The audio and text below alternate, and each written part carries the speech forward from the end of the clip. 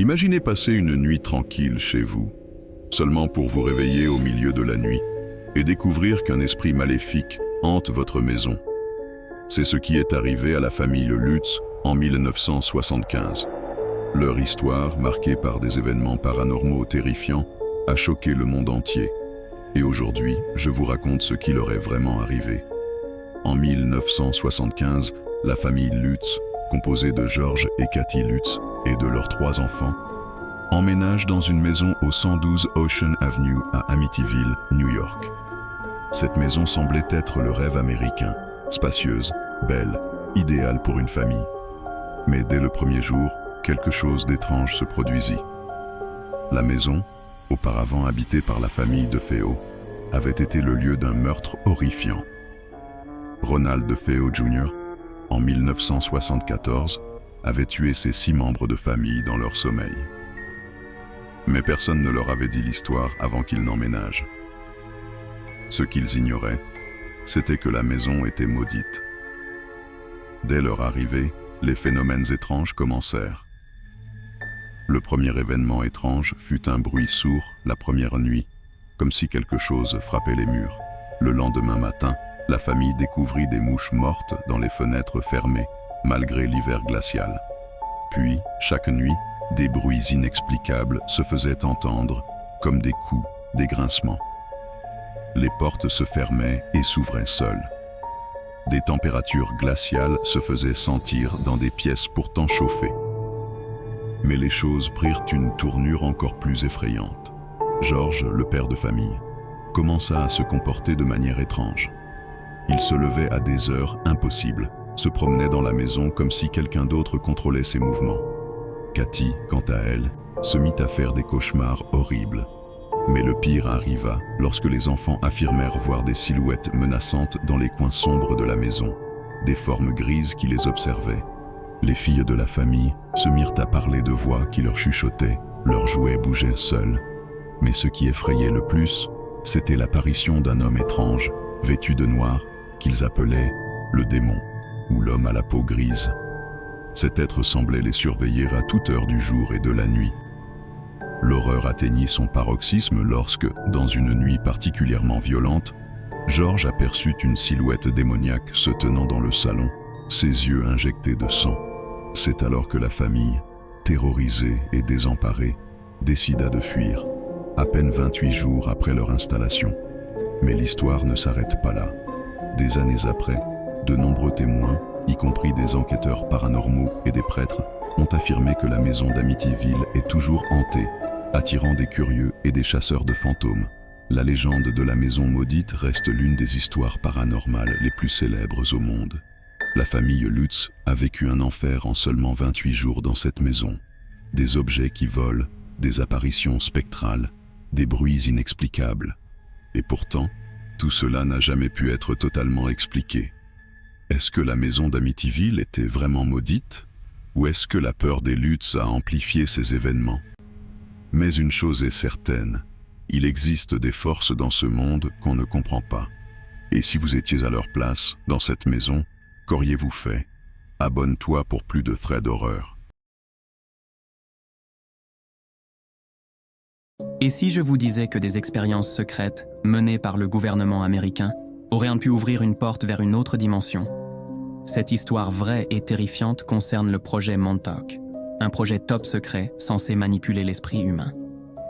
Dans les années 80, au Montauk Air Force Station, à New York, des scientifiques et militaires ont mené des expériences sur la téléportation, la manipulation mentale et même les voyages dans le temps.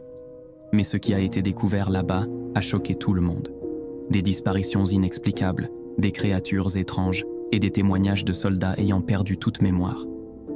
Les survivants affirment que les expériences ont ouvert des failles dimensionnelles.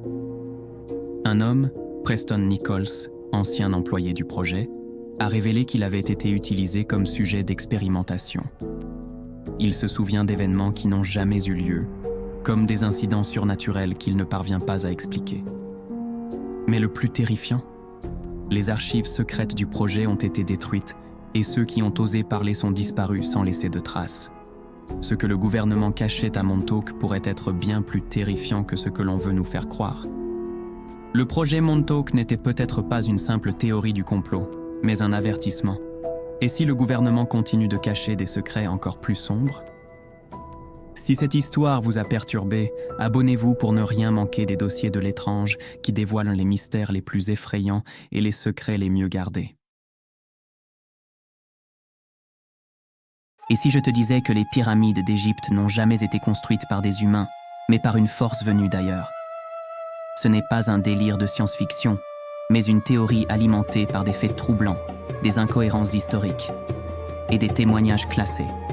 La grande pyramide de Gizeh pèse 6 millions de tonnes. Chaque bloc fait plus de 2 tonnes, et certains ont été déplacés sur plus de 800 km, sans grue, sans roues, sans acier. Encore aujourd'hui, aucune technologie moderne ne permettrait de reproduire cette prouesse avec autant de précision. Et ce n'est pas tout. Les pyramides sont alignées parfaitement avec Orion, la ceinture de la constellation associée aux dieux égyptiens, mais aussi citée dans de nombreux textes sumériens et mayas. Des civilisations séparées par des milliers de kilomètres, qui parlent toutes des mêmes êtres descendus du ciel. En 1993, un robot envoyé dans un couloir caché de la Grande Pyramide découvre une porte en pierre avec des inscriptions inconnues, jamais vues ailleurs. Derrière cette porte, un vide total. La mission s'arrête là. La pièce est toujours scellée à ce jour. Certains anciens membres du projet affirment qu'on y aurait trouvé un objet métallique d'origine non terrestre. Mais l'armée égyptienne aurait saisi le site dans la nuit. Depuis, silence total. Et si les pyramides étaient en réalité des balises interstellaires laissées par une civilisation venue avant nous? Un message pour ceux qui sauront le lire. Le gouvernement, muet. Les documents, classifiés. Mais une chose est sûre, on ne vous dit pas tout. Si tu veux d'autres histoires aussi perturbantes, interdits ou inexpliqués, abonne-toi maintenant pour ne rien rater des dossiers de l'étrange. Imaginez être réveillé au milieu de la nuit, avec un homme étrange qui se tient au pied de votre lit. Mais vous êtes seul, personne d'autre n'est à la maison. C'est l'histoire de Liliane, une jeune femme qui a vécu cette terreur en 1974. Liliane dormait tranquillement dans son appartement à San Francisco lorsqu'elle s'est réveillée, en pleine nuit, pour voir une silhouette sombre debout à côté de son lit. Le pire, elle ne vivait pas avec quelqu'un et aucune fenêtre n'était ouverte. Elle hurla, alluma la lumière, mais l'homme disparut instantanément, comme s'il s'était évaporé dans l'air. Horrifiée, Liliane se rendormit, pensant que c'était un cauchemar. Mais une semaine plus tard, le même phénomène se produisit. Cette fois, l'homme la regardait fixement, une expression vide et inquiétante sur son visage. Le lendemain matin, elle retrouva une trace de pas humide sur le sol de son salon, bien que toutes les portes et fenêtres aient été fermées. Liliane n'était pas seule cette nuit-là. Quelqu'un ou quelque chose avait pénétré dans son appartement sans laisser de traces. Et cela n'a jamais cessé. Des mois plus tard, des voisins lui dirent qu'ils avaient vu un homme étrange rôder autour de son immeuble. Mais personne n'a jamais pu identifier cet intrus. Liliane a déménagé peu après, mais elle n'a jamais pu expliquer ce qu'elle avait vu. Certains disent que c'était un esprit, d'autres pensent qu'un vagabond surnaturel se cachait dans l'immeuble. Le plus effrayant, elle n'était pas la seule à avoir vu cette silhouette. D'autres résidents ont fait le même cauchemar. Si cette histoire vous a glacé le sang, imaginez ce que vous allez découvrir dans les prochains dossiers de l'étrange. Abonnez-vous maintenant pour ne rien manquer et entrez dans l'univers des mystères les plus terrifiants. Et si on n'était jamais vraiment allé sur la Lune? Ou pire, si on y était allé, mais qu'on avait vu quelque chose qu'on ne devait jamais révéler?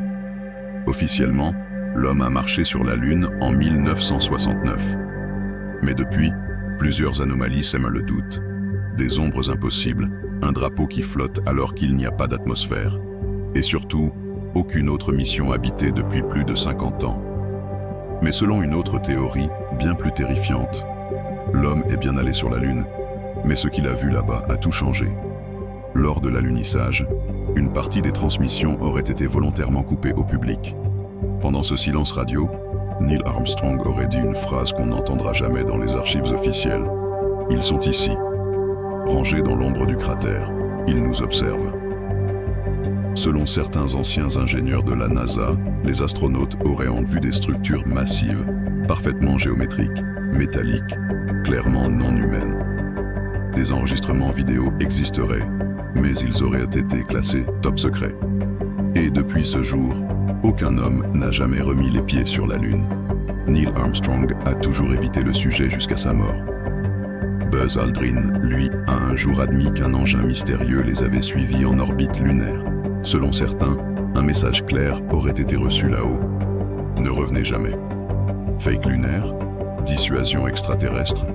Et si la plus grande aventure de l'humanité n'avait été qu'un écran de fumée pour cacher une vérité trop dangereuse? Abonne-toi, parce que les dossiers étranges les plus sombres commencent à peine.